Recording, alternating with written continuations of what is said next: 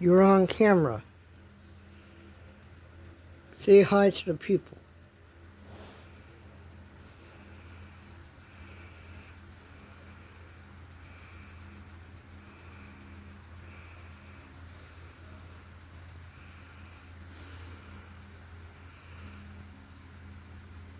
Say hello.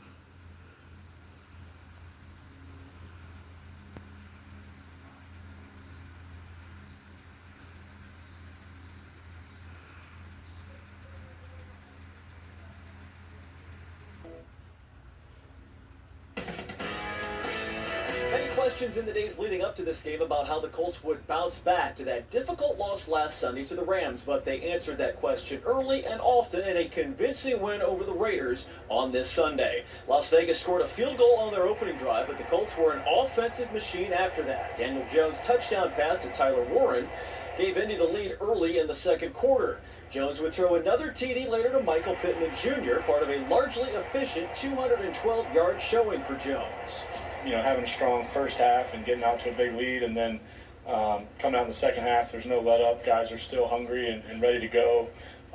Defense, jumped on them, and then offensively to convert. I think that says a lot about the maturity of our football team. The Colts' run game wasn't super impressive for much of the day, but Jonathan Taylor made it count often at the right time. Taylor found the end zone 3 times. He ran for just 66 yards on 17 carries, but JT continues to impress as the Colts would score touchdowns on 6 straight possessions. It's definitely been a while since we had a dominant day like this, but that's what you work for in training camp, and then when the season comes, every single day, each and every single week, trying to build that chemistry together in order to have wins like this. The defense doing its part as well. Special teams, in fact. Shaquille blocked a punt to set up Taylor's first score, and a pair of interceptions in the game. Latu getting his second of the season, and new call-up Mekhi Blackman also got a pick. The Colts kept the Raiders out of the end zone all day in the 40-6 win.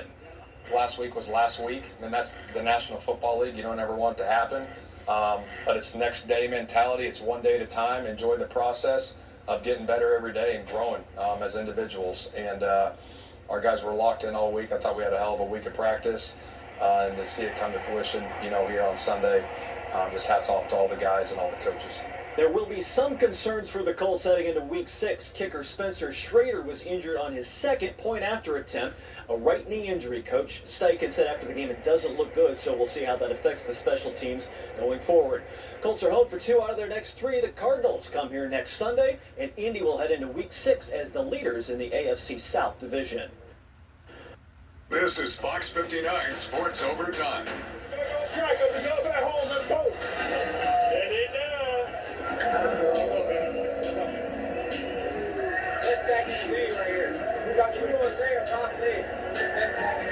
Let's go, big home win. Y'all know the vibes. And look, BCA, man, we ain't even gonna do too much. This is who he is. That's all it is. Let's go. That's a happy bunch of Colts walking off the field today at Lucas Oil Stadium, and for good reason. Hello and welcome to Sports Overtime here on Fox 59. I'm Chris Hagan. The Horseshoe back on the home turf today after 2 straight road games, including their first loss of the season last Sunday against the Rams. But as for this one, Pete Carroll probably wishing he had stayed retired. Las Vegas would take an early 3-0 lead, but the Colts just answer right back. Daniel Jones connects with Tyler Warren, his first receiving touchdown in his brief career. Colts up 7-3. Next, the special teams stepping up. Shegu Olubi blocks the Raiders' punt, sets up the Colts offense deep in Vegas territory. They'd score 4 plays later. Jonathan Taylor, 3 yards to the house, just like that. Horseshoes on top, 14-3. Now on the extra point attempt, however, it's up, it's good, but kicker Spencer Schrader is roughed. Hurts his knee, would leave the game never to return. Head coach Shane Steichen says afterwards it's not looking good. Later, time for the defense to make a play. The Raiders drive, and Grover Stewart tips Geno Smith's pass, and Latu picks it off. Leads to a Jones to Michael Pittman Jr. touchdown from 4 yards out. Colts up 20-3 at the break. Jump ahead to the second half. Colts just pouring it on. Mekhi Blackman with the interception of the Smith pass returns it down to the Raiders' 6-yard line. Another short field for the Colts, and how about this? Another Jonathan Taylor TD. scores from 6 yards out, third TD of the game. Horseshoe scored 3 TDs in the third quarter. They would score on 6 straight possessions, and things getting out of hand. Anthony Richardson, well, his pass is complete, and the receiver is Anthony Richardson. Jones loves it. Just that kind of day for the Colts. Everything going right. The Colts moved to 4-1 with the dominant beat-down victory. 40-6, the final from Lucas Oil, and our Dave Griffiths was there. Offense, defense, and of course special teams. It takes them all to win by 34 points in the NFL. That's what you work for in training camp, and then when the season comes, every single day, each and every single week, trying to build that chemistry together in order to have wins like this. I felt like tonight was all about us. You know, could we respond to, the game we had against the Rams? Could we go out there and try to put our best effort on tape? And I think we had a good chance at that today. The Colts offense scored touchdowns on 6 straight drives against the Raiders, tying a franchise record last achieved 24 years ago. Kind of speaks to the whole offense, right? Being efficient and staying on schedule so we don't, get into predictable downs. I think is a big part of it. And also the defense gave us, great field position on some turnovers. So I think it was a whole team thing to be able to be efficient like that. Things just go right now, you know what I'm saying? Like, we're in the past, maybe we felt like things always went wrong. Now we feel like things are always just going right. The defense started a bit shaky, giving up a 16-play scoring drive out of the gates, but after, buttoned down, allowing just 6 points all day. I think after we played LA, we realized that we that team. We're a team that's the test for everybody else, and everybody else needs to start responding to how we play. We expect to beat every single team that steps in front of us, and that's a confidence thing, but also a standard thing of how we treat each week. NFL head coaches are not often able to rest their starters, but Shane Steichen happily showed his first-string unit the bench in the fourth quarter. It's kind of awkward, to be honest, because this league, every game comes down to one scores a lot, but it's nice for those guys to get a quarter off and rest their bodies going into next week, but it's a credit to those guys executing early and often to get that done. No spooky twists as October arrives. The Horseshoes are back to their winning ways. With the Colts, I'm Dave Griffiths. Extended breaking news coverage on WTHR+. Now at 11, the charges against Mark Sanchez. Court documents detailing the violent fight downtown that led to the former football player getting arrested. Plus, new information tonight from the family of the man he's accused of attacking. And a cold front is on the move, and this is going to increase our rain chances over the next couple of days. It's desperately needed rain. I'll let you know when it arrives. Plus, a family finally making progress in making their home accessible for their paralyzed son. A new twist in the battle with their HOA. Live from Indy, you're watching 13 News.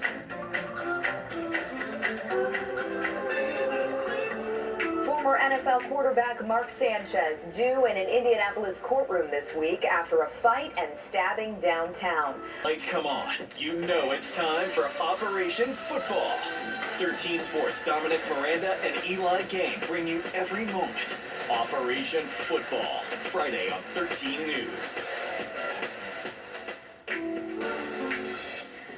What a win today for our Colts. A high-powered offense racking up points, and then a dominant defense holding the Raiders to just 1 touchdown. Our Dominic Miranda and Eli Gain talked with the coaches and the players about the big win.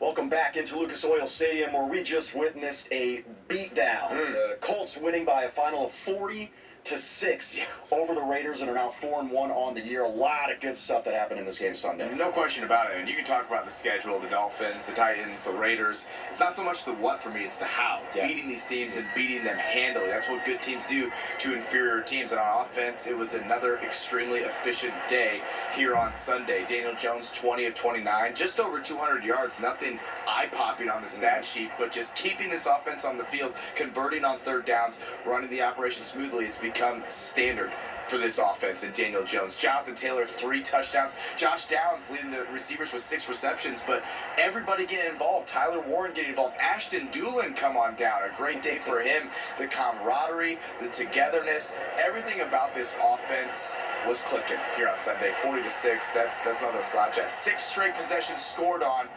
Obviously, Shane Steichen and JT pleased.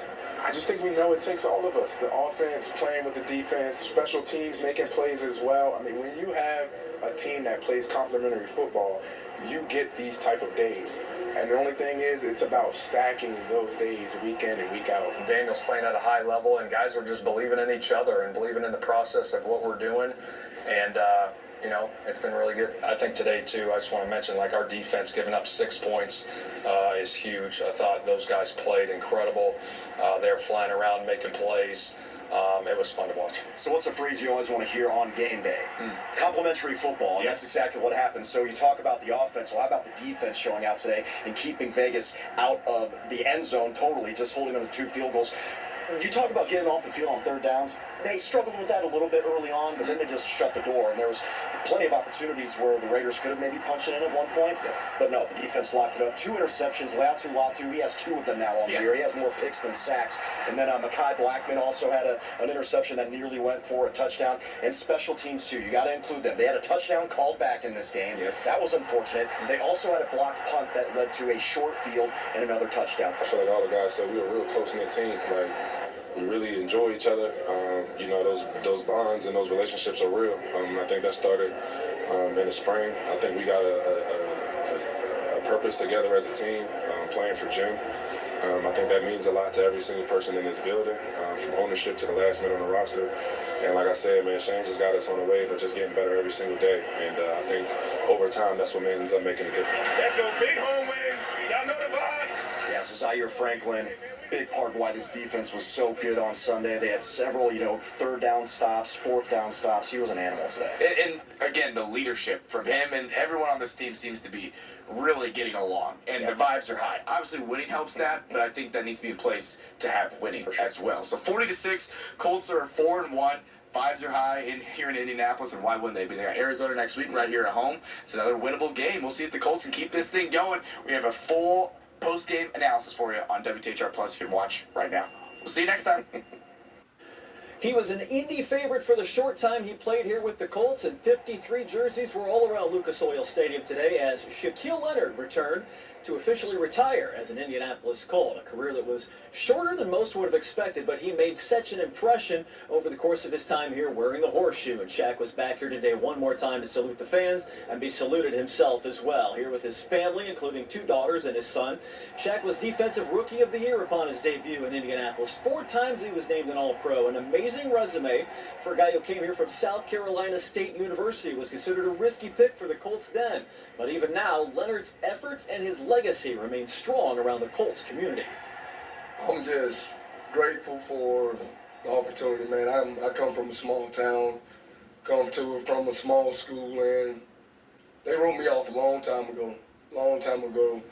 And just to be where my feet are today, I'm beyond blessed. He was a defensive leader, a team captain, well respected amongst his teammates and across the league with other players. He truly embodied our organization's mission statement, which is to entertain, inspire, and unite by winning the right way. I don't really know if he even lives in a what-if world. Obviously, I would have loved if we could have been able to, continue to play together for a number of years. But, he's a person that never cheated the game, never cheated the grind, worked as hard as he could and gave everything he could. So I think he took everything from the game that he could. It was just constantly in a fight of, just trying to get back to play. My body was just wearing down. And then I got comfortable with being home. First time in forever I was home to be able with my girls and Deuce and just being around them. And then I fell in love with coaching at my high school. Shaq's playing days may be done, but he is still continuing on in football. Right now, he's coaching at his old high school back in his hometown down in South Carolina. A chance to pay it forward, and perhaps the next generation of the Maniac could be somewhere down the line. And we wish Shaq all the best as he continues on. At Lucas Oil Stadium, Brad Brown, WRTV Sports. All right, thanks, Dave. Now let's bring in JMV from 107.5 The Fan. John, a big-time beatdown, and now 4-1 on the season, just like we thought the Colts would be doing right now, huh? Yeah, exactly. I don't know how many people thought that. What's funny about it, there are different levels of gauges in terms of games, right? I thought LA last week was the gauge game, and they didn't pass it because they really did themselves in. This was also, Chris, a gauge game because they're still in the process of, not them, but everybody on the outside giving them that believability. And I thought today was an important game to do that. And not only did they give everybody the believability, but they did it in such a profound way offensively and just a dominant performance. And it was odd because we all felt like this team needed to get off to a great start, and honestly, they did it, especially defensively and really offensively too. But after that initial possession that led to 3 for the Raiders, I mean, it was suffocation on both sides of the football. Exactly what people wanted to see. I felt today was a true gauge that the Colts pass with flying colors.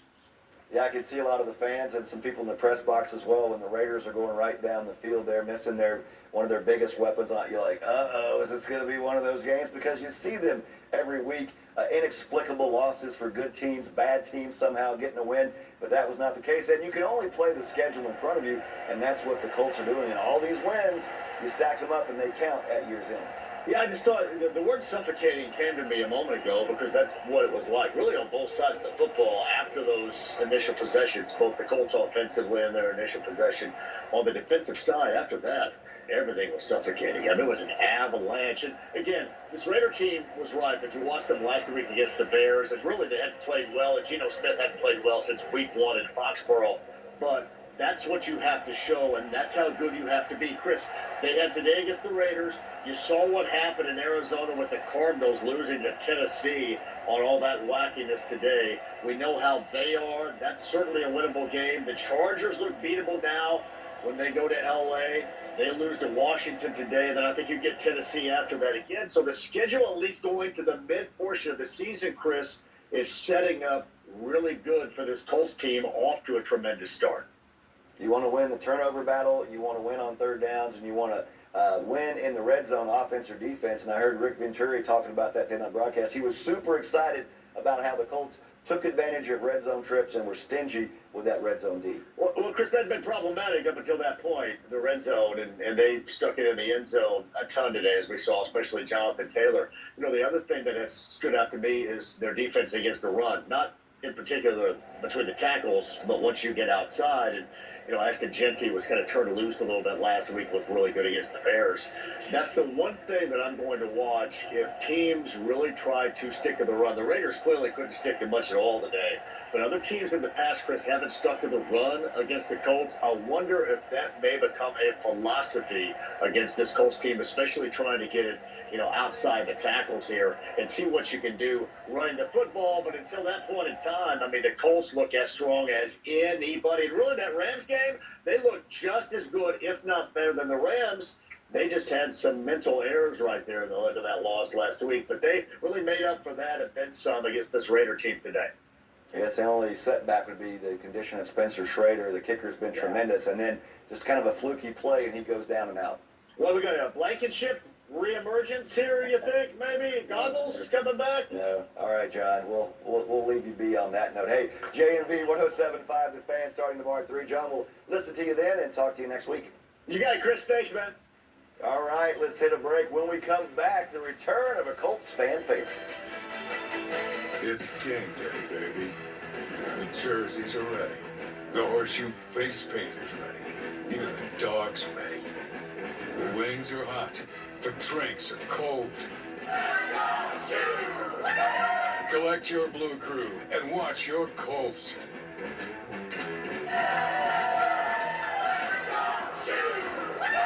Colts Cardinals next Sunday at 1 on Fox 59.